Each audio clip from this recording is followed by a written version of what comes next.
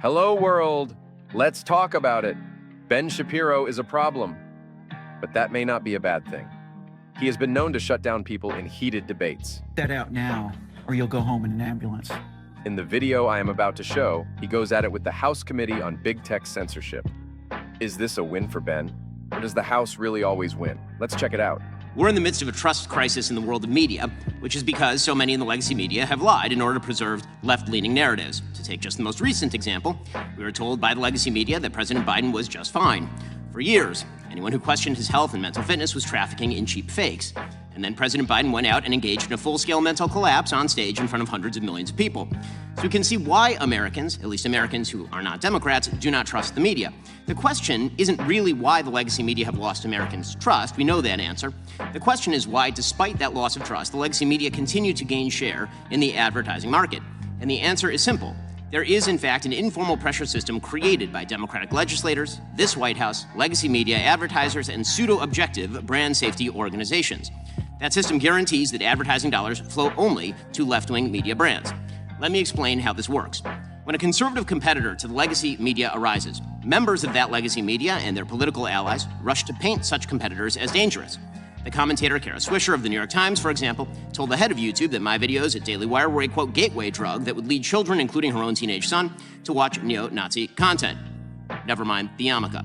Elected Democrats pick up that same messaging. In 2017, Senator Dianne Feinstein told lawyers at Facebook, Google, and Twitter, quote, you created these platforms and now they're being misused, and you have to be the ones to do something about it, or we will. Social media companies react to incentive structures, including threats. They've responded by adopting the standards of third-party left-wing informational safety groups like the Global Alliance for Responsible Media, or GARM. GARM purportedly sets brand safety standards, objective standards by which advertisers and platforms can supposedly determine just what sort of content ought to be deemed safe for advertising. In reality, GARM acts as a cartel. Its members account for 90% of ad spending in the United States, almost $1 trillion. In other words, if you're not getting ad dollars from GARM members, it's nearly impossible to run an ad-based business. And if you're not following their preferred political narratives, the ones that Kara Swisher and Dianne Feinstein would follow, you will not be deemed brand safe. Your business will be throttled. We at Daily Wire have experienced this firsthand. In 2017, after Senator Feinstein made her threats to bring the weight of government down on social media platforms, Daily Wire YouTube channel saw a 1,000% increase in content enforcements over a 2-year period. Since 2021, after Democrat officials further turned up the heat on social media companies, my personal Facebook page has seen an over 80% drop in impressions. Or take Joe Rogan. When Joe said that he had taken ivermectin after getting COVID, White House Press Secretary Jen Psaki pressured Spotify to take action, stating, quote, we want every platform to be doing more to call out mis- and disinformation while also uplifting accurate information.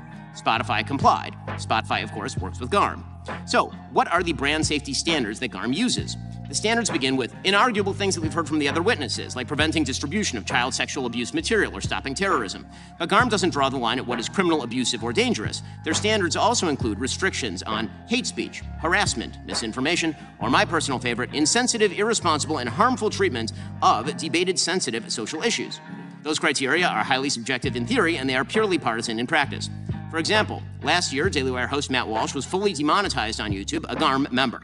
Why? For quote-unquote misgendering, which to GARM is to say that men are not women. Perfectly obvious facts now run afoul of GARM's censorship standards. Companies targeted by GARM, like the Daily Wire, Breitbart, Fox News, and so many others, reach hundreds of millions of people with opinions and beliefs long established as within the mainstream of American conservative thought. GARM and its members have no respect for the beliefs of those people. They would like them marginalized or squashed.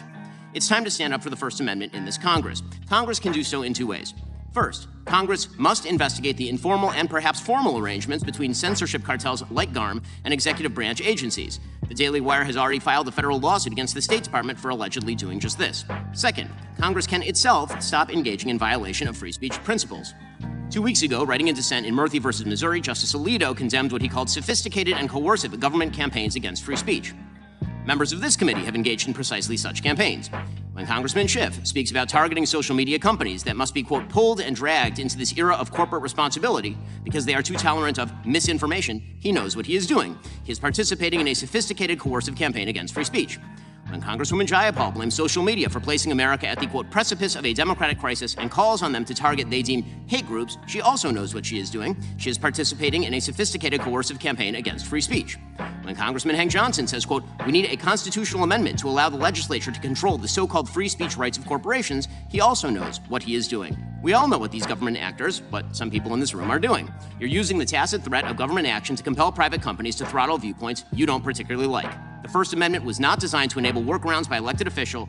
It was directed at Congress, at you, and you're abdicating your fundamental duty when you exert pressure on private companies to censor speech. Some in this room have been doing just that for years. We in the non-legacy media have been feeling the effects. In the name of the Constitution and in the name of democracy, this should stop. Do you agree with Ben? Is the media being controlled to favor one side? Thanks for stopping by. Share, subscribe, like, follow, do any or all of that if you like the content. Thanks again.